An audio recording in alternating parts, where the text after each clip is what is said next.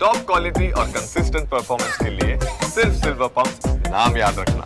आप बताइए, ये बात बुरा क्यों लग रहा है? अगर पुलिस कोई एक्शन ले रही है, उसको जरूरी लग रहा है कदम ऑर्गेनाइज करने के लिए, तो इसमें कोई बुरा नहीं मानना चाहिए।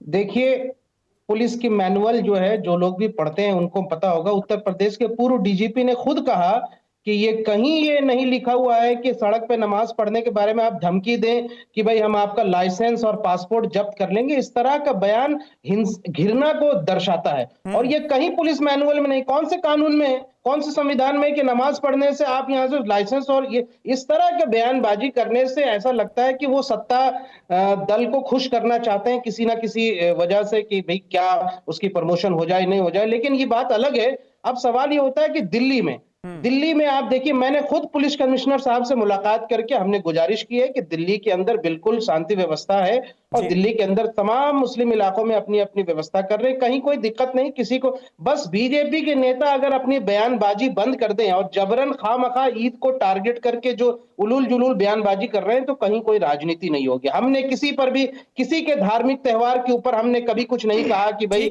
ये फला बयानबाजी करके नफरत फैलाओ, लेकिन ईद के मौके पर आप ऐसा क्यों कर रहे हैं? और क्यों नवरात्रे के यहाँ से आप दुकानें बंद करेंगे, यहाँ से ईद में क्यों बंद करेंगे? कौन आपको अधिकार देता? आपको जो खाना आप खाइए, हमको जो खाना हम खाएंगे। हमने कहा कि रमजान हमारा चल रहा है तो सारे रेस्टोरेंट बंद कर दीजिए दिल्ली के, बंद कर सकते हैं आप क्या? तो आपकी धार्मिक भावना हमारी भावना नहीं। संविधान से देश चलेगा। ठीक है शोएब जमई साहब, बहुत बहुत शुक्रिया, आपने अपनी बात रखी। पंडित राजकुमार शास्त्री जी, इसका जवाब दीजिए। ये कहा जा रहा है शोएब जमई की तरफ से और कई नेताओं की तरफ से कि जानबूझकर एक धर्म विशेष के लोगों को टारगेट किया जा रहा है। देखिए, जो महानुभाव इस प्रकार की बातें कर रहे हैं और वो केवल समाज में अव्यवस्था फैला करके समाज की व्यवस्था को खराब करना चाह रहे हैं।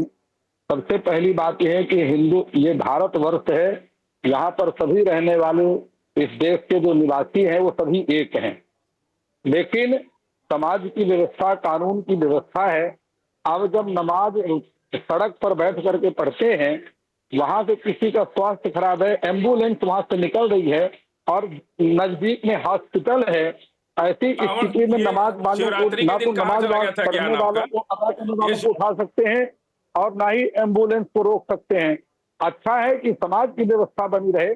मैंने स्वयं देखा है, मस्जिद के अंदर जगह खाली पड़ी है, उसके बाद भी सड़क पर बैठ करके नमाज पढ़ रहे हैं। आप कहेंगे तो मैं मीडिया से गुजारिश करूंगा कि एक बार जाकर के आप देखिए इस बात को। अगर मेरी बात कहीं आपको झूठी लगती है तो ये इस प्रकार से मेरा तेरा करके समाज को बांटने की बात मौलाना साहब ना करें। हमारी आपसे यही गुजारिश है, दोनों समाज की ओर से, ना हिंदू समाज की ओर से मेरा तेरा होना चाहिए, ना मुस्लिम समाज की ओर से होना चाहिए। रहेगा फिर मुसलमानों क्या कोई जगह रहेगी नहीं, अगर आप इस प्रकार से बंटवारे की बात करेंगे तो। नहीं, राजकुमार शास्त्री जी, ये कौन सी बात हुई? ये कौन सी धमकी दे रहे हैं आप? ये कौन सी धमकी दे रहे हैं? नहीं, मैं तो बंटवारे की कोई बात नहीं कर रहा। ये शिवरात्रि जगह नहीं बचेगी किसी के लिए हिंदुस्तान में रहने की, आप थोड़ी तय करेंगे। प्रकार की भाषा का प्रयोग करके आप क्या कहना चाह रहे हैं? नहीं, आपकी भी भाषा ठीक नहीं है। हिंदू अलग है और मुसलमान अलग है। हम कह रहे हैं इस देश के निवासी सभी जन एक, बिल्कुल अलग है। हम एकता की बात कर